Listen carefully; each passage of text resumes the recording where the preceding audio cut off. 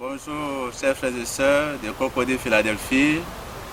Nous nous retrouvons encore ce sabbat 2 mai 2020 dans le cadre de l'école du sabbat pour étudier la leçon numéro 5. Et bienvenue à tous. Nous savons que Dieu est avec nous et nous allons passer des moments merveilleux, surtout qu'il est le principal moniteur de cette classe. Mais avant, nous allons prier et notre sœur Véronique va faire la prière d'ouverture. Concernant, merci infiniment pour cette opportunité que tu nous donnes de réfléchir, d'étudier ta parole. Nous voulons réclamer ton Saint-Esprit afin que tout ce que nous dirons, tout ce que nous pourrons avoir comme échange puisse être directement inspiré par toi. Que l'honneur et la gloire te reviennent. C'est au nom de Jésus-Christ que nous t'avons prié. Amen. Amen. Merci à sœur Véronique pour cette belle prière. Bon, nous sommes avec les moniteurs, ce sont les moniteurs de l'église de Cocody Philadelphie. Nous avons frère Emmanuel. Et nous avons la sœur qui a fait la prière d'ouverture tout à l'heure, sœur Véronique, monitrice, directrice adjointe de l'école du sabbat. La sœur Adjo Florence aussi, bonjour et bon sabbat. Monitrice. Et le doyen, frère Traoré. Bon, ça va. Voilà. Voyons moniteur. Merci. Voilà, et quel est le titre de la leçon? C'est bien la leçon numéro 5. L'écriture seule, sola scriptura. Bien. Et sola scriptura, c'est dans quelle langue? En latin. En latin. Et qu'est-ce que ça signifie? L'écriture seule, comme la tradition. L'écriture seule. Bon, je crois avoir entendu ça déjà dans l'histoire. À quel moment de l'histoire du christianisme cela vous fait penser? Sola scriptura? Et dans le mouvement protestant, Oui, le mouvement 16e protestant. siècle. Oui. On appelle aussi quoi? La réforme. La réforme Protestante. protestante. Voilà. Et donc, c'est ce que nous allons voir aujourd'hui. Dit sur la scripture, qu'est-ce que cela signifie? Qu'est-ce que cela implique? Et c'est ce que nous allons étudier dans cette leçon. Cette semaine, nous allons examiner la sola scriptura plus en détail. Nous apprendrons que la sola scriptura implique quelques principes fondamentaux de l'interprétation biblique qui sont indispensables pour une bonne compréhension de la parole de Dieu. Oui. En tant que protestants, nous devons maintenir la Bible comme l'autorité doctrinale ultime. Merci. Nous allons parler de principes, n'est-ce pas? Nous allons voir le premier principe, la norme. Oui. Quand dit-on qu'une chose est une norme? Alors, la norme, c'est ce qui est accepté par tout le monde, c'est ce qui est la règle, c'est ce qui est apprécié comme la référence. Voilà. Dans tout ça, je retiens un mot, référence. Oui. Vous voyez qu'il y a la norme. Donc, ce qui est conforme à la norme est normal. Normal. Est normal, ce qui ne l'est pas est anormal. 1 Corinthiens chapitre 4, verset 6. Le verset 6 surtout. Retenez bien. Verset 6. C'est à cause de vous, frères, que j'ai fait de ces choses une application à ma personne et à celle d'Apollos, afin que vous appreniez en nos personnes à ne pas aller au-delà de ce qui est écrit, et que nul de vous ne conçoive de l'orgueil en faveur de l'un contre l'autre. Merci. Quel est le conseil que l'apôtre donne ici? Verset. Ne pas aller au-delà de ce qui est écrit, c'est-à-dire se conformer strictement à ce que la parole de Dieu dit. Ok. C'est cela, on est d'accord? Ne pas aller au-delà de ce qui est Au-delà de écrit. ce qui est écrit, moi j'allais dire, à la suite de Véronique, se conformer uniquement, voilà, à ce que la Bible dit. Parce que on pourrait s'arrêter sur un mot dans le verset que le Frère Traoré a lu tout à l'heure, aller au-delà. Tout à l'heure, on a parlé de ce qui est normal, ce qui est accepté comme la référence, ce qui est accepté comme la règle. Alors, faire intervenir l'expression au-delà dans l'étude de la Bible, ça veut dire qu'en réalité, Paul nous appelle à prendre garde en réalité pour ne pas aller dans des débordements au niveau des réflexions que l'être humain pourrait faire de la parole de Dieu. Nous dit que le Nous avons accepté tout à l'heure que la Bible est une norme. Et donc toute norme exclut un apport extérieur. Donc ici la Bible n'acceptera pas d'apport extérieur qui va au-delà de la Bible. J'ajouterais, quand on parle d'apport extérieur, un apport extérieur qui serait en contradiction. En contradiction avec ce qui est clairement écrit dans la Bible. Il y a quelque chose Donc, que ce vous qui dites, veut- que vous dites depuis, et qui est écrit. Oui, Voilà. Nous, aujourd'hui, qu'est-ce qui est écrit? Là, c'est la Bible. la Bible. La Bible. Donc, au-delà, ne pas aller au-delà de ce que, au-delà de ce que la Bible dit. Mais cependant, aujourd'hui, on a des concordances, n'est-ce pas, concordances bibliques. On a même des encyclopédies bibliques. On a des dictionnaires, des commentaires et aussi des fruits archéologiques. Est-ce que, bon, que pensez-vous de ce qu'elle vient de citer là? On pourrait dire que, étant donné qu'on a établi que la Bible n'a pas besoin de choses extérieures pour aller plus loin encore, ces choses-là, on pourrait de but en blanc dire que ce n'est pas utile, mais dans la compréhension de ce que dit la Bible elle-même, ces choses-là sont très utiles parce que la Bible s'inscrit dans un courant historique. Lorsqu'on suit l'histoire, on voit des personnages au fil du temps. La Bible a été écrite à des époques différentes. Et pour comprendre ce que la Bible dit, il faut bien se référer au contexte de ces époques-là. C'est pour ça que ces fouilles archéologiques, ces données historiques nous aident à bien comprendre ce que la Bible nous dit.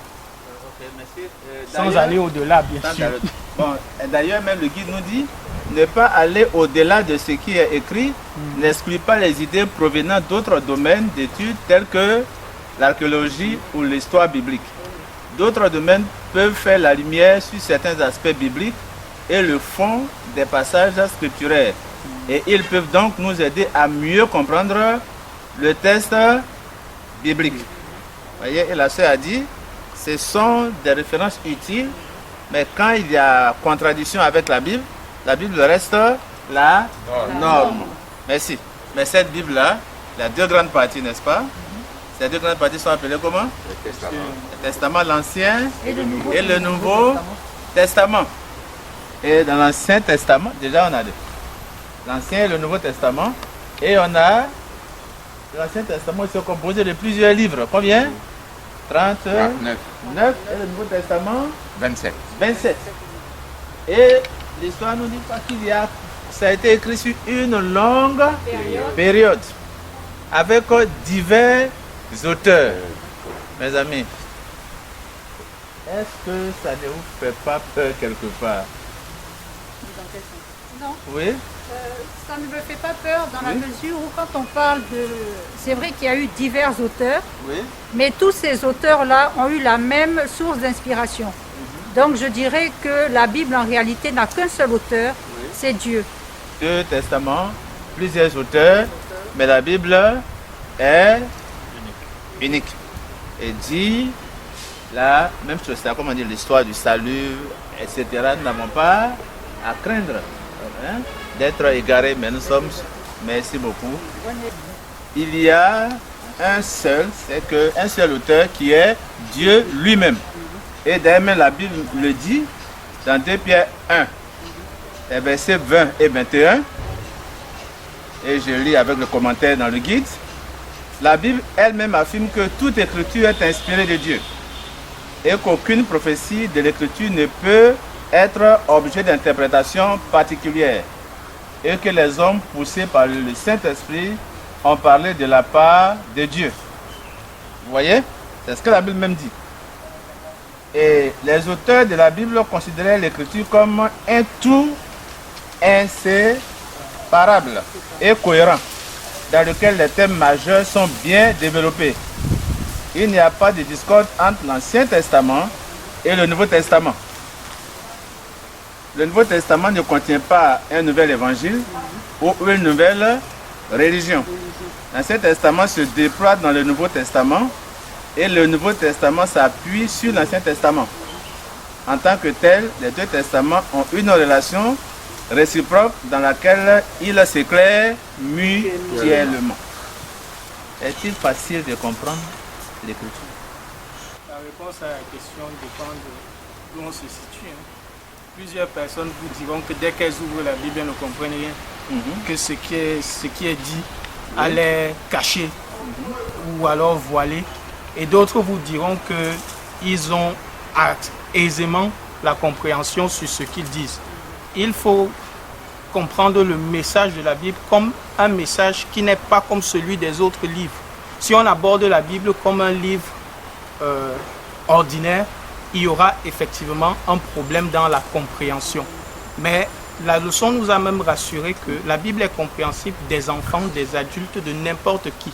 Et lorsqu'on regarde même dans notre contexte, lorsque nous sommes dans les églises, les vieux comme les enfants partagent le même livre. Et ce qui fait que ce livre-là soit accessible, c'est effectivement que c'est un livre qui ne s'interprète pas seulement, mais qui se révèle aussi. Et c'est important de mettre la lumière sur ce point-là, la révélation, qui est faite par l'Esprit de Dieu tout simplement, et qui est disponible en chacun de ceux qui croient. Donc, lorsqu'on parle de la Bible, il ne faudrait pas omettre le volet révélation qui vient de Dieu, cette lumière-là qui vient de Dieu et qui rend donc la Bible accessible pour tous ceux qui croient. Merci. Le texte que j'ai fait, que nous avons cité de 2 Timothée avant que je pose la question. Donc Dieu a donné ta parole pour notre édification, pour notre instruction. Ce Dieu d'amour, peux-tu nous donner un message qu'on ne comprend pas? Non. Alors, dans quel esprit vous approchez-vous de la Bible? Un esprit d'humilité. Oui, quoi d'autre? Prière. Dans la prière. Et de foi. Le Saint-Esprit qui a inspiré est disponible aussi pour nous aider à comprendre. L'Esprit est au début, il est à la fin, et le mec il est pendant. Il est là. Voyez? Alors, Jésus sur la route d'Emmaüs, la prophétie s'accomplit, mais les disciples ne comprenaient pas. Alors, comment Jésus va-t-il les aider?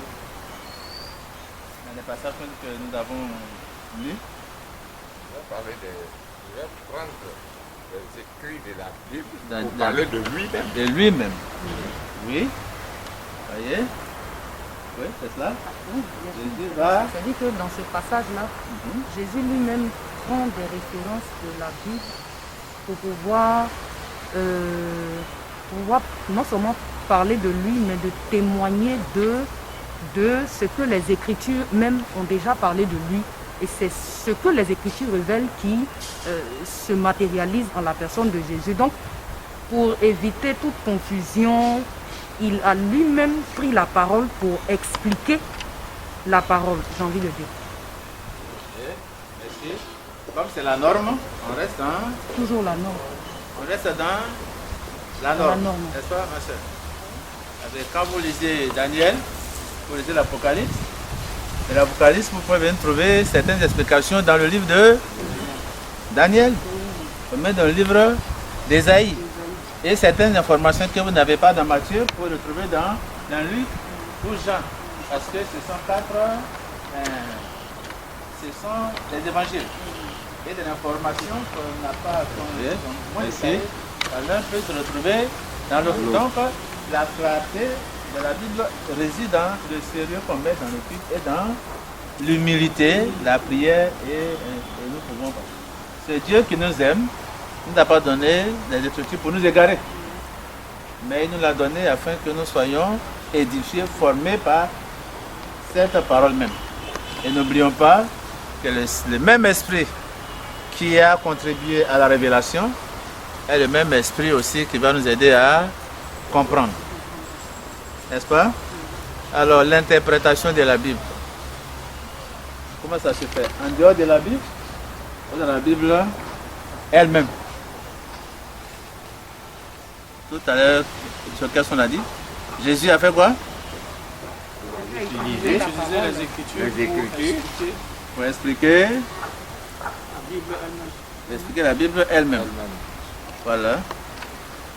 Mais nous sommes des adventistes du 7e jour. N'est-ce pas? Et nous croyons à l'esprit de prophétie. Et donc, je veux parler là quoi des écrits de la sœur Hélène White. avec ce que nous venons de dire aujourd'hui, sur la scriptura, est-ce que l'esprit de prophétie est contenu dans sur la scriptura? Moi, je dirais oui. Je dirais oui. Moi, je n'allais pas dire oui, mais j'ai dit oui. C'est vrai. Merci.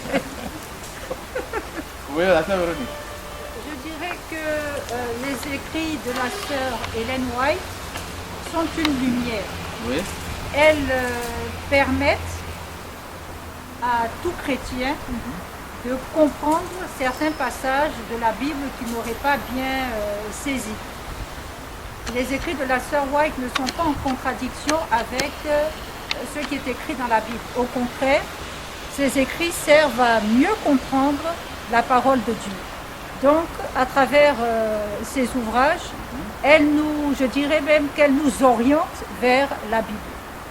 Ce qui fait que, en tant qu'adventiste, on est loin de ce que les gens pensent, c'est-à-dire de ce que les gens pensent que nous prenons les écrits de la sœur Ellen White pour les placer au-dessus de au-dessus de la Bible. Quand on revient à ce que nous avons dit tout à l'heure, les écrits de la sœur White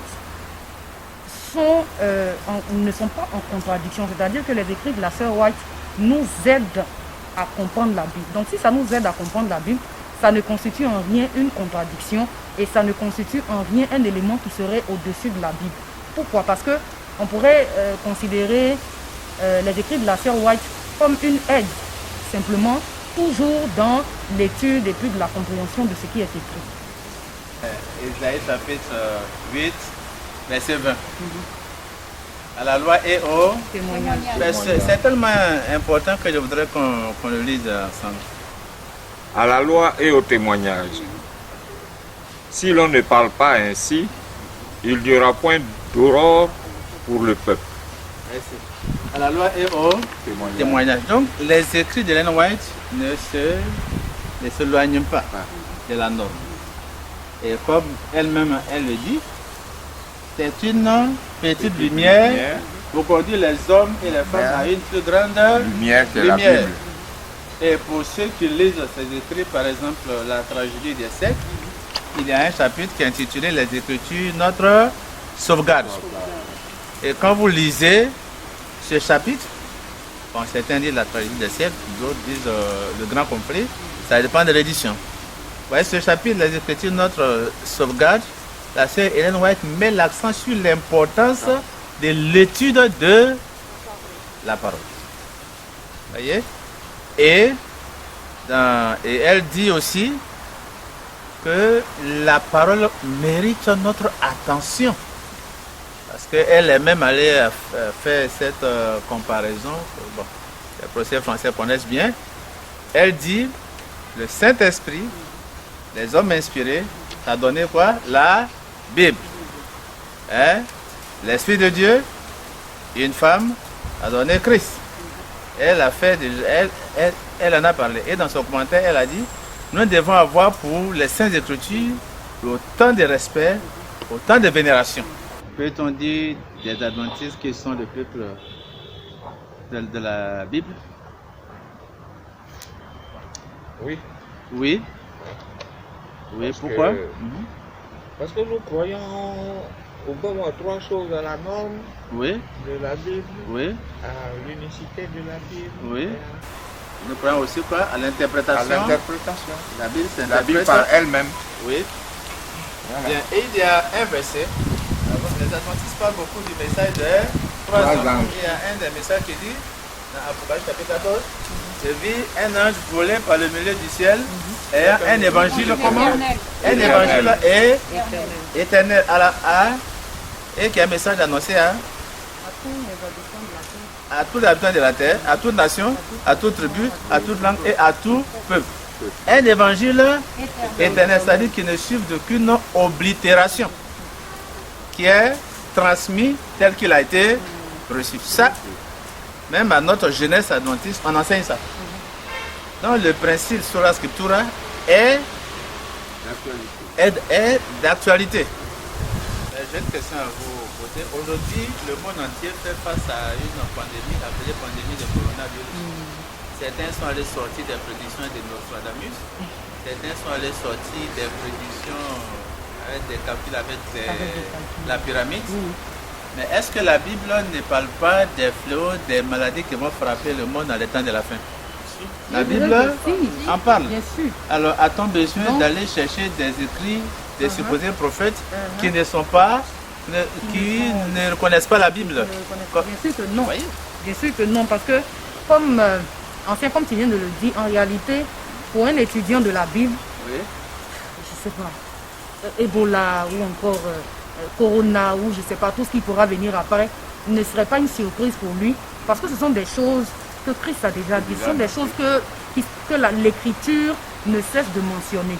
Et c'est justement par l'étude de cette parole-là que nous allons trouver justement le réconfort et puis l'assurance qu'il faut pour rester serein, pour rester accroché à notre foi, quand aujourd'hui beaucoup de prédictions, beaucoup de prophéties sortent de nulle part autour de nous.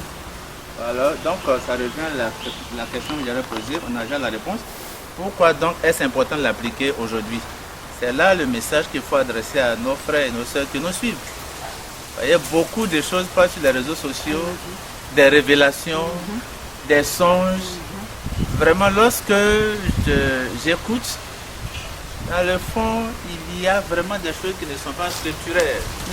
Quelqu'un qui dit qu'il était frappé par la maladie, qui était dans le coma, et il a vu des anges de Satan dans la salle et qui frappaient les âmes des personnes malades. Et un camion est venu, doit ramasser ces âmes-là pour partir. Mais celui qui lit la Bible, qui connaît bien ce que la Bible dit, la mortalité de l'âme, je ne dirais pas l'immortalité, c'est que de telles choses ne sont pas exactes. Mais ces témoignages passent sur les réseaux sociaux et les gens croient. Donc ce que les apôtres ont défendu, ce que les réformateurs ont défendu autrefois est d'actualité. Et cette crise-là est une occasion pour nous de retourner aux fondamentaux de la Bible. La Bible et la Bible seule. À la loi et au témoignage. Merci pour cette étude, mais c'est à vous de conclure. Frère Traoré. À partir de cette leçon, que la Bible soit pour nous une boussole. Et que ce soit la seule boussole que nous ayons. Que rien ne doit nous éloigner de cette parole de Dieu. Ni nos traditions, ni nos expériences, ni notre raison, même si nous sommes très scientifiques. Rien ne doit nous séparer et nous ne devons pas aussi confondre la tradition et la Bible.